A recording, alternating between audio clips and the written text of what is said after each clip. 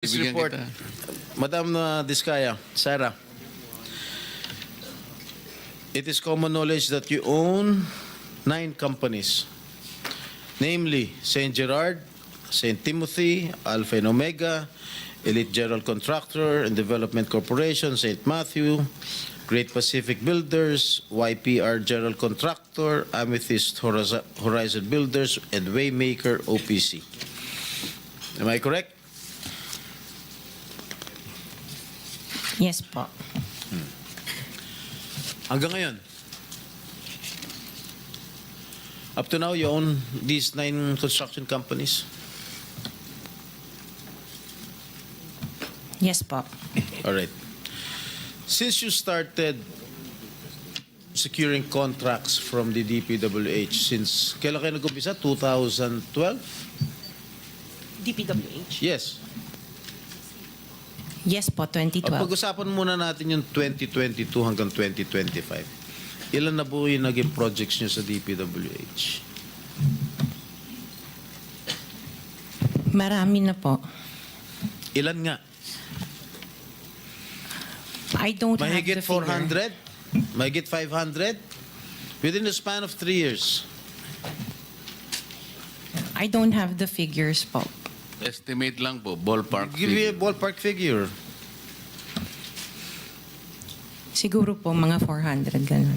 I'm not Siguro. I'm really not sure. Okay. I don't have the figures with me. Sa loob na, sa bawat taon, ilang bidding ang sinasalihan mo? Marami po kaming sinasalihan na bidding. All flood control projects? No po. Ano pa yung mga projects? Buildings, kalsada, Nationwide or only in Metro Manila? nationwide po. Nationwide. All right. Pero yung bulk ng mga projects na award sa ng DPWH, mostly sa Metro Manila. Am I correct? Hindi po, sa probinsya po. Sa iba-ibang lugar. No, the bulk of your contracts here in Metro Manila? No po, outside Metro Manila ang Where marami. outside? Where outside of Metro Manila? We have in Romblon, Cebu, Bohol, Bacolod, Zamboanga. Hindi naman po kami namimili ng lugar. Migos Project? Wala po. Sigurado ka? Opo, Kaya nanood definitely. ka dahil pag meron kami ma-discover na may ghost project, pakukulong kita rito. Minimum totoo. Wala po talaga. Meron ka mga pictures na lahat ng mga proyekto ginawa mo? Yes po, Nasaan? meron po kami. Lahat ng mga 400 projects, meron kang litrato? Yes po. O i-submit mo rito sa committee. Okay po. Okay. Sa mga bidding na sinasalihan mo ng mga kumpanya mo, itong 9 na kumpanya, ilang beses kayo nanalo? At ilang beses, kung natatalo rin kayo sa Actually, bidding, I ilang don't beses kayo have the natatalo? actual figures, pero sa napanalunan, very minimal lang po talaga, mga 2%. Pero ang dami namin projects po na sinasalihan na bidding. So, sa loob ng isang taon, pag nagbibidding isang kumpanya mo, halimbawa itong ano ba yun? Yung Alpha Phi Omega, ilang beses kayo nagbid sa isang taon at ilang beses kayo nanalo? Madami po kaming sinasali. I really don't have the figures right now, You know, but I if can... you come here, you have to come here prepared. Yes You do po. not come here unprepared. Alam mo, natatanungin ka eh. Ikaw sikat na contractor, papa-interview ka. Oh. You have to come here prepared. Your Honor, I am prepared for the flood control projects that you are mentioning. I have the statistics of how many I bidded and how many I lost and how many I won. Okay. You mentioned it to us right now.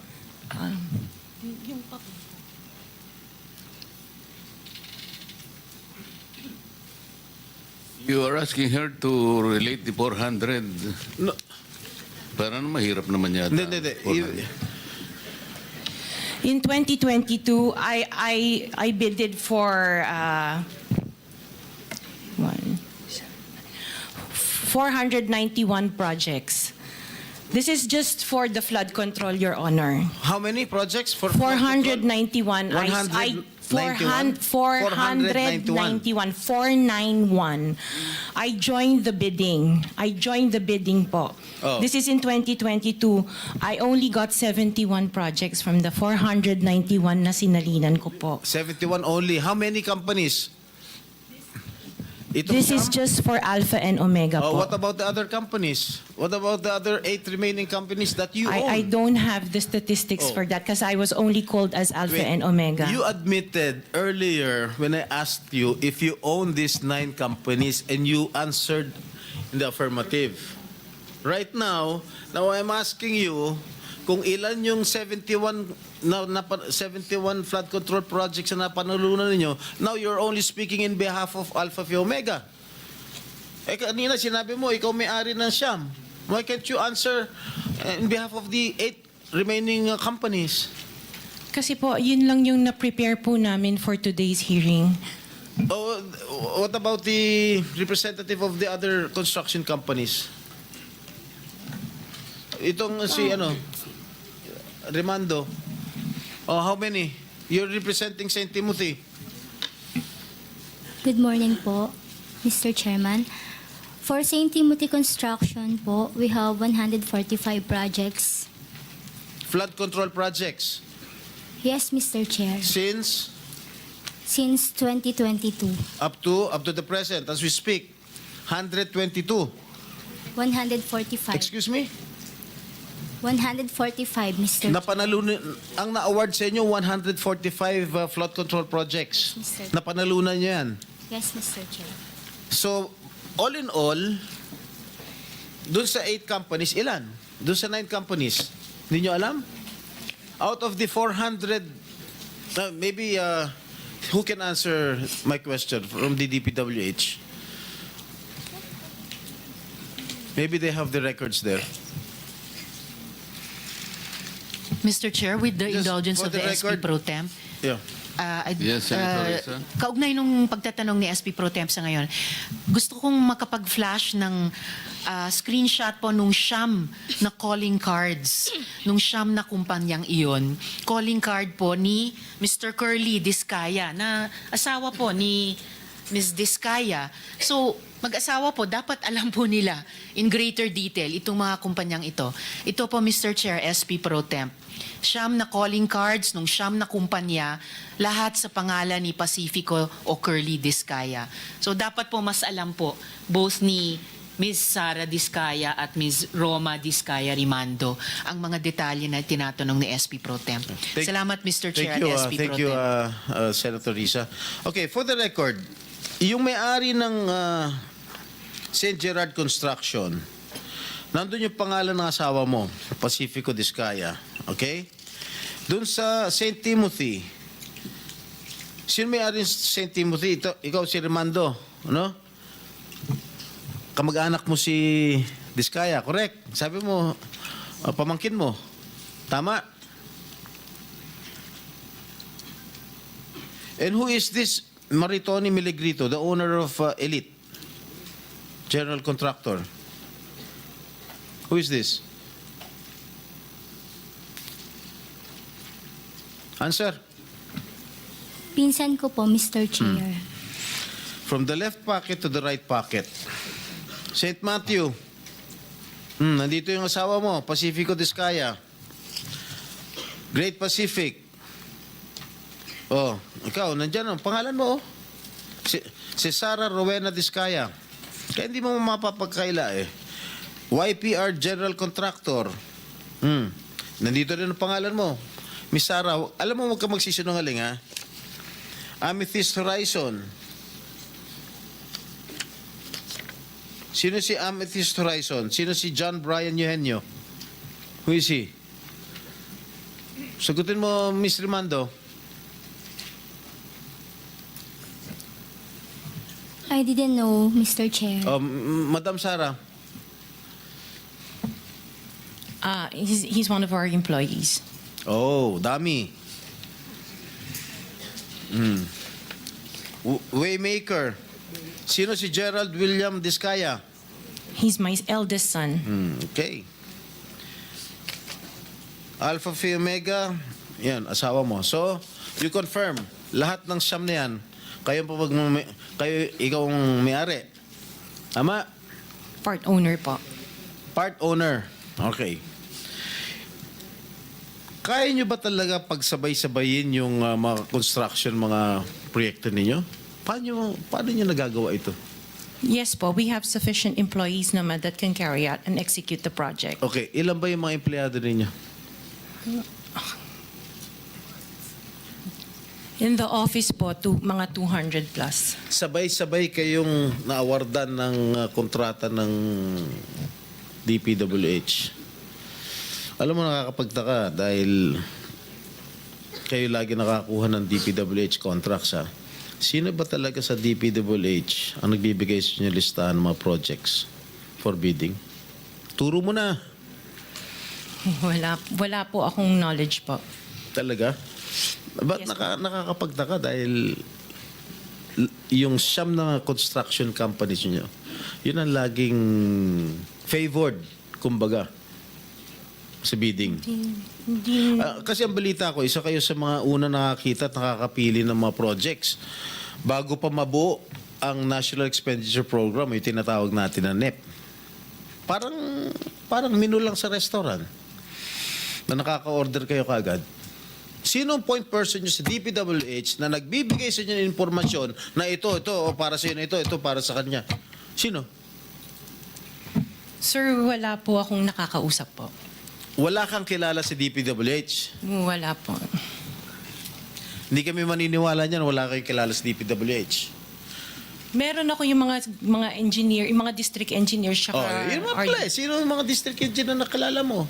pero hindi po sila nagbibigay ng project po sa akin. At tinatanong ko, wala naman ako sinasabi sa'yo kung nagbibigay sila ng project, sino ang kakilala mo sa DPWH? Sila, mga DE po. DE Yeah, okay. ng... Sabi mo, sino? Teka sandali. DE ng Laguna, O, sino DE nga? ng... Banggitin mo yung pangalan. I can't remember their names kasi I don't transact on Okay, behalf of DE the ng companies. Laguna. Sino pa? DE ng Bulacan, DE ng... Is he here? Nandito ba? Yung DE ng Laguna, DE ng Bulacan, nandito ba? DE ng Bulacan nandito. Okay, paano nyo nalalaman ang mga projects for the bidding? Sino ang nagbibigay ng listahan sa'yo? We don't have a list. Naka 6 minutes ka na, erap.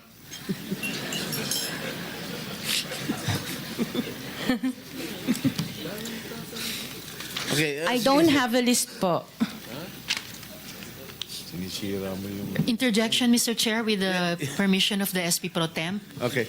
On the DPWH na binanggit po niya, Mr. Chair. Okay. Salamat, Mr. Chair, SP Pro Temp. Dahil natatanong po ni SP Pro Temp ang DPWH din in connection sa mga diskaya. I wonder, Mr. Chair, kung natignan na po, nasilip na po ng DPWH, kung may practice ang mga diskaya companies ng pagpapahiram o pagpaparent out ng lisensya nila para mag-force multiply sa capacity nila. Para kahit 200 lang daw ang staff sa opisina, kaya nilang mag-implement ng 491 projects or 71 projects, 145 projects in any 1 year. I wonder, Mr. Chair, kung nasilip na po yun ng DPWH. Incidentally, Senator Risa, you are the next interpellator, so you may want to continue with your 5 minutes. Thank you. Will do. Thank you, Mr. Pinatapos Chair. mo na ba ako, Chair? Ha? Okay. One last question, if I may. One last question, Mr. Chair, Senator Risa. Madam Diskaya, saan nyo ba kinukuha yung mga coaching imported, mga luxury cars? Ang balita ko, dun sa interview mo, binili mo yung isang Rolls Royce dahil nagandahan ka sa payong. Tama ba? Sir, yes po. Samantalang, ilan yung luxury cars mo? Nasa 28 po. 28 lang. Yes. Ano ito mga ito? Rolls Royce, Ferrari. I don't have a Oh, Ferrari. ano yung mga luxury cars? Lamborghini. No rin. Cadillac. Saan binili? Sagutin mo na. Sa mo binili?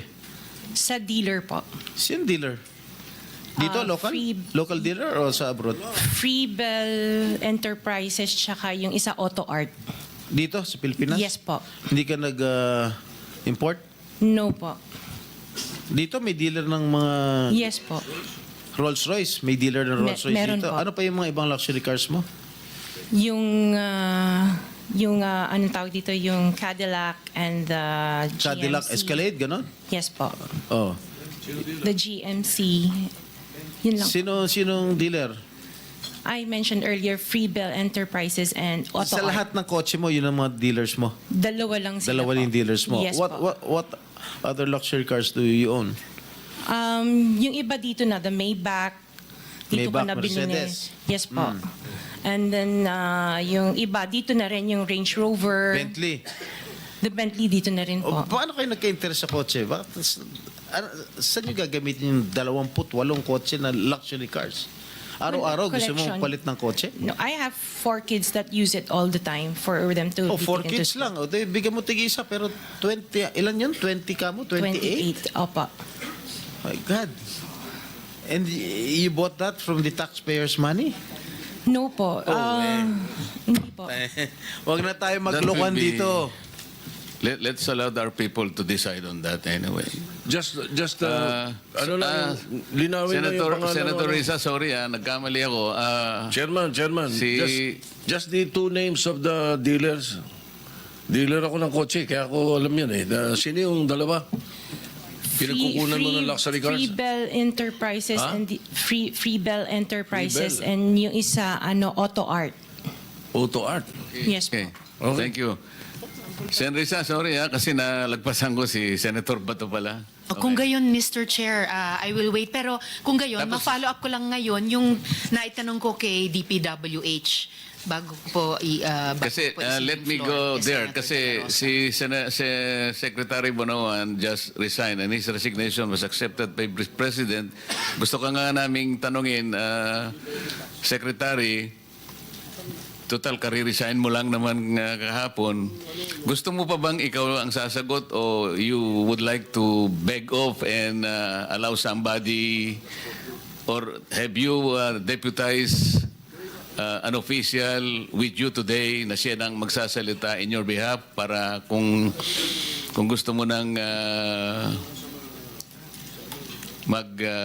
mag-beg off, it's up to you. Yes, Your Honor. Thank you very much for giving me this opportunity, Your Honor. Your Honor, I just want to make a manifestation that on account of the subpoena ad testificandum that I was served for this hearing, I just wish to make that on record that the President Ferdinand R. Marcos Jr. has accepted my resignation as Secretary of Public Works and Highways on effective today, September 1, 2025. So And what is your pleasure, sir? in view today? of this circumstance, Your Honor, that effective today, September 1, and since I am no longer the Secretary of Public Works and Highways and I don't have the official capacity to represent the department, that I may be excused on the proceedings at this point in time, Your Honor. We can do that, Mr. Mr. Chair. Secretary, and we will thank you for having raised our inquiry today.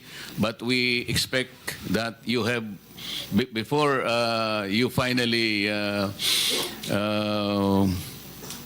exited from the public office, I think you have deputized somebody who will represent the entire department for questioning before this inquiry today. Have you done that? Your Honor, the people that had been invited from the department are all here, Your Honor. Okay. Mr. Chair. Yes, Senator Risa. Mr. Chair, bagamat gaya ng sinabi ng Chair at ni former Secretary na tanggap na ang kanilang pagbibitiw, however, I would still like to appeal at least dun sa institutional memory ni dating Secretary Bonoan. Kahit dun lang po sa naitanong ko na po sa kanila kanina, if I may, Mr. Chair and the good former Secretary, kahit yun lang ba dun sa tanong na nasisilip na po ba ng department kung may practice po ang mga diskaya sa kanilang mga kumpanya na pinapahiram or pinaparent out yung mga lisensyang hawak nila. Kaya nakapaggagawa di umano ng daang-daang mga proyekto at any one time, particular po sa flood control. Nangyayari po ba yon, former Secretary Bonoan?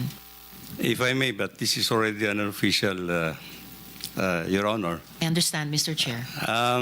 The issuance of a contract is based on a bidding process, and the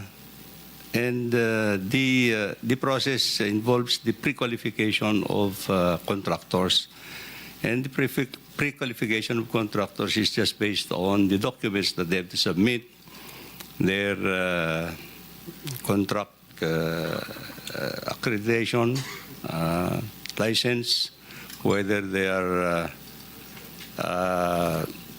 they have a license for A, AA, AAA, and things like this, depending on the project that they're going to implement.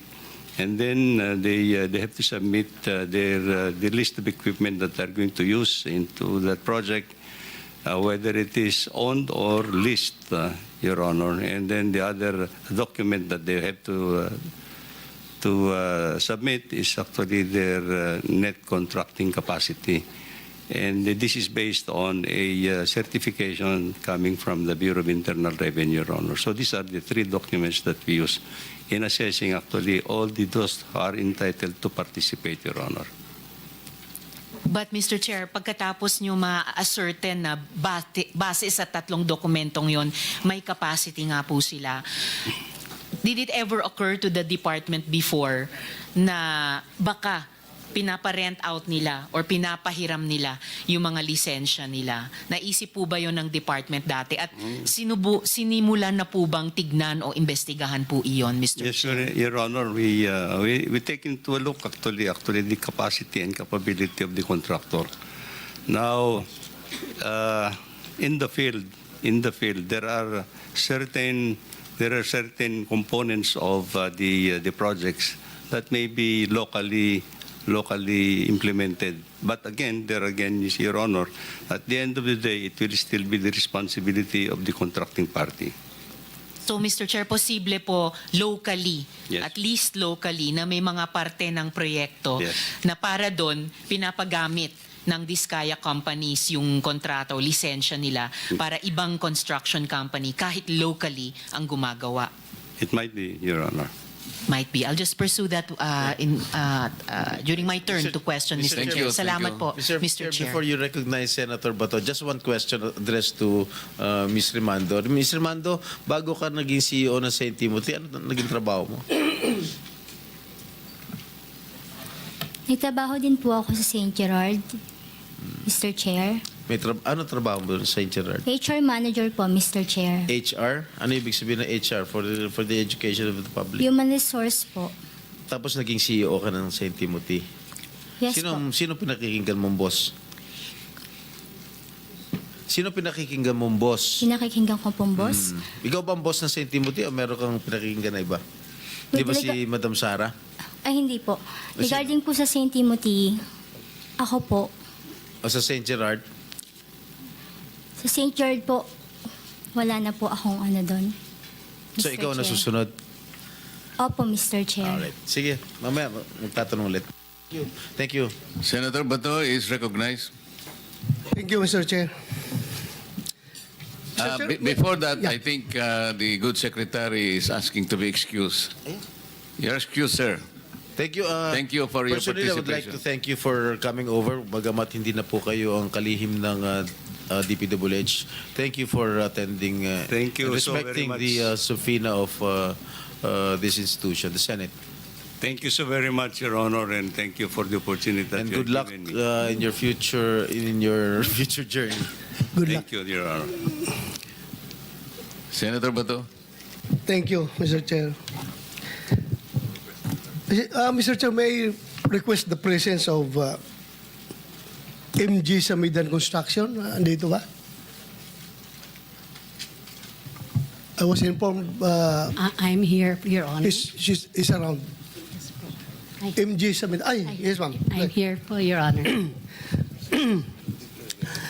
Since your registration as a corporation with SAC in 2019, your paid up capital up to now remains 250,000. Yet, based on news reports, you bag a total of 5.022 billion pesos worth of flood control projects. Paano niyo po ito nagawa? Sa loob lamang ng 5 taon, mula sa 250,000 pesos, ngayon bilyon-bilyon na po ang inyong naging proyekto sa flood control. Your Can you Honor. explain to this committee, please? Yes, Your Honor, if I may. Yes. We are a sole proprietor company. We are already 34 years in the business po sa construction. In 1991,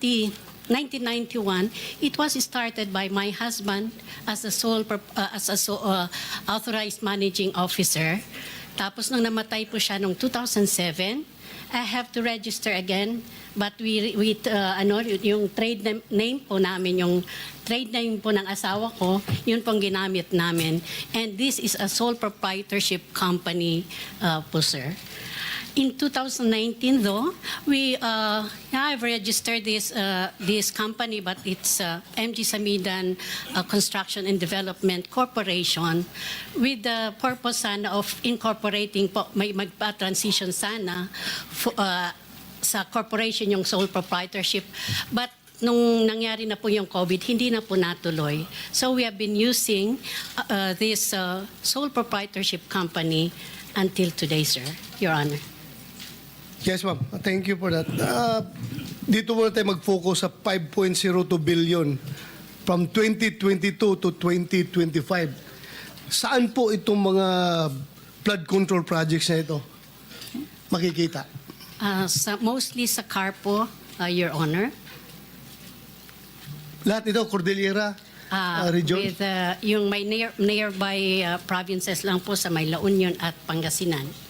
Pero mostly po sa car region po. Direktahin na kita, ma'am. Itong flood control projects niyo na ito na 5.02 billion pesos. Meron bang ghost project nito? Wala po, Your Honor. So kung isa-isahin natin yan, puntahan natin from lahat ng ginawa nyo from 2022 up to 2025, wala talaga tayong ma-identify na ghost project. Wala po, Your Honor. Oh, thank you for that answer. I hope so na wala. Otherwise, kung may makita tayo later on, you are under oath. I suppose you know the consequences. Yes po, Your Honor.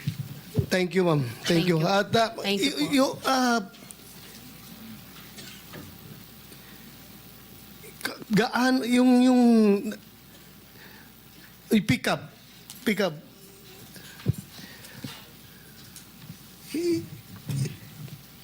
yung accreditation ninyo na ganito, nag-start lang sila sa 250,000 pesos. Hindi kayo nagulat na within a span of 2019, tapos pagdating ng 2022, 3 years. 2019 to 2022, 3 years. Biglang nakakuha sila ng billion na projects. Hindi ba kayo nagtataka nito? Your Honor, PICAP doesn't have an idea regarding the projects that a certain company secures. Like I said, we are not... Di ba kayo ang mag-accredit ng ano yun, yung 1 star, 2 star, 3 star, 4 star, gano'n ba yun? Yes, sir. We do the accreditation in terms of category and ARCC. But it is the basis for the implementing agency to qualify that particular contractor on the basis of the categorization and the ARCC. Categorization from E to quadruple A is a measure of the capacity of a contracting company. But like medium A, small A, large B is a measure of the capability of the company. So that means that even if you are a quadruple A company, if your ARCC is small a, then you cannot do billions and billions of projects. And for example, medium A is only until 150 M. So that is on a per contract basis, Your Honor. So every time they bid, they're only allowed to bid for a project until 150 M. Chairman, Thank you. I think the Yes. question of Senator Bato, with a company having a 250,000 paid up capital, that very minuscule amount paid up capital doesn't come into the picture in issuing a categorization for her license? Wala Yeah. bang bearing yun? Yun ang tanong niya. Your Honor, the basis of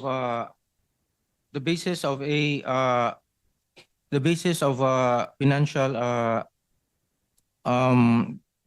of a worth of a company is based on its net worth. Yeah, its net worth in 2019 was 39,484,000. Yeah. Now, the 250,000 pertains to their corporation, but until now, they don't have a license for their corporation. What do you mean? What corporation? Itong Samidan, Your Honor. Samidan? Yeah. Walang lisensya ito? No, they have sole proprietorship, Your Honor. They do not have a license for their corporation. Is that correct, ma'am?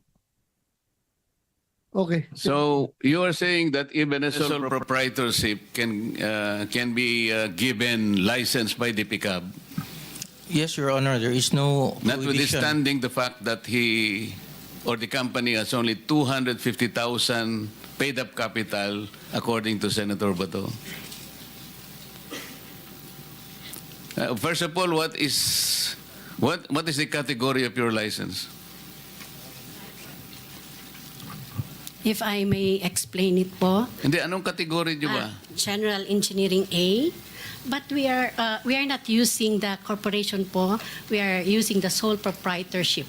The corporation. Yeah, has I think no- that's very clear already. Wala pa kayong lisensya. So ang ginagamit nyo is sole proprietorship. Ang tinatanong namin, ano pong category ng inyong lisensya?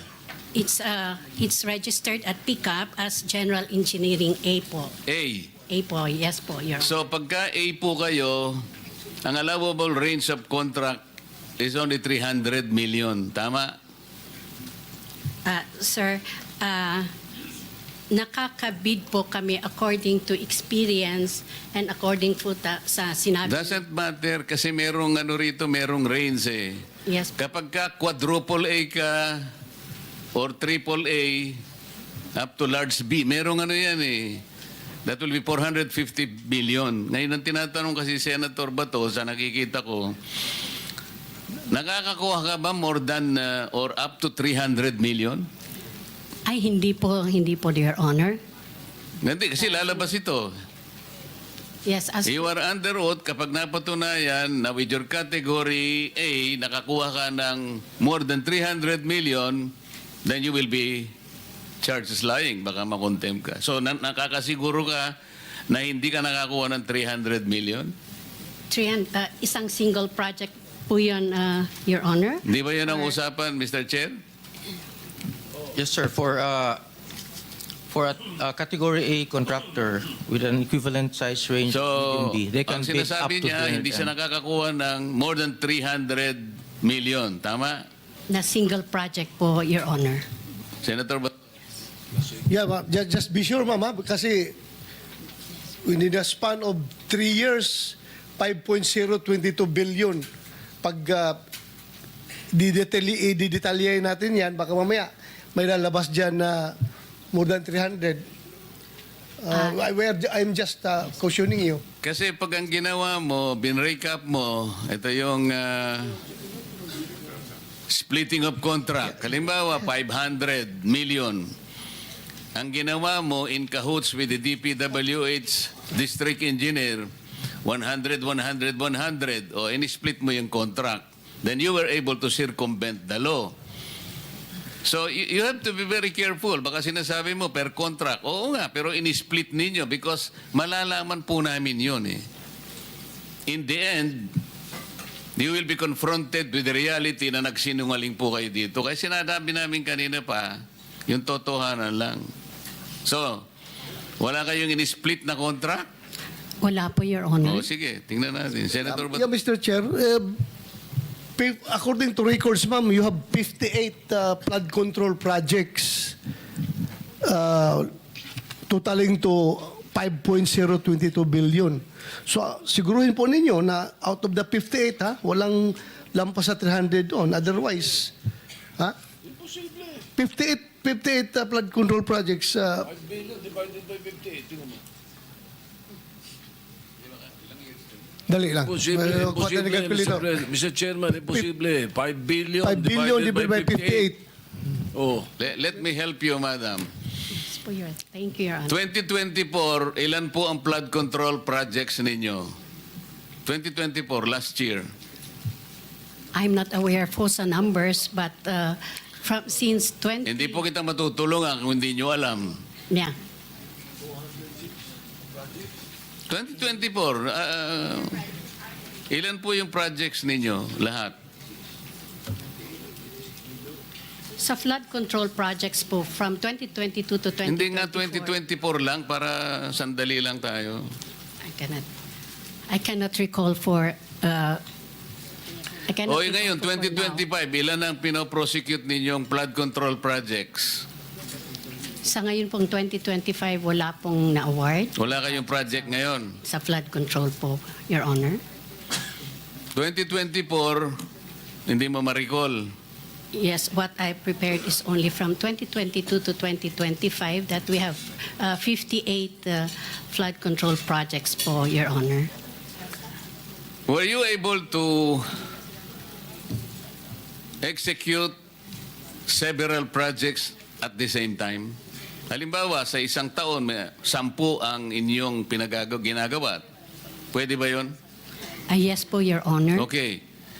Sabihin na lang natin 10 ang projects nyo in 2024. Ilan pong technical people ang hawak ninyo to dedicate them sa 10 projects which you are executing all at the same time? We have several people po. I'm not talking about several people. I'm talking about technical people and technical equipment. Each project must have dedicated personnel. We have, Project A, for example, meron kang 5 na engineers dyan. Iba-iba ang katungkulan yan. Hindi mo pwedeng gamitin yon sa ibang project.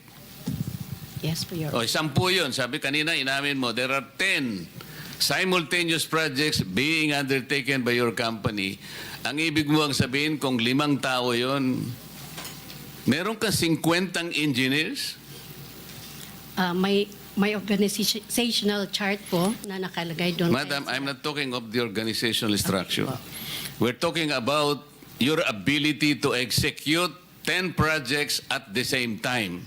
Lalong-lalo na yung iba nasa Mindanao, yung iba nasa Cebu, yung iba nasa Baguio, isa sa Batangas. You cannot do that. Otherwise, magsisinungaling ka dito. Kasi malalaman po natin ito. Kaya ganito yung pagtatanong namin para makita natin. Kasi kapag sinabi mong you can execute 10 projects in 1 year, kailangan mong magkaroon at the very least 50 engineers. Kasi ang gagawin ninyo, yung nakadedicate sa Project A, yun din ang Project B, Project C. Hindi po pwede yun. Sa kontrata po at sa batas, hindi pwede yun. So kung meron kang 100 engineers sa pool mo, babayaran mo lang ba ng 100,000 ng isang... You will have an overhead of about 10 million per month. Hindi kakayanin ng isang kumpanya yun. So lilitaw po at lilitaw. Yun po yung tinatanong ni Senator Bato. Sir, continue. Mr. Chair, 58 within 3 years. So hindi lang 10 yan kung divided by 3 yung 58. Example. Thank you. Sa 10 example lang, sasabit ka na eh.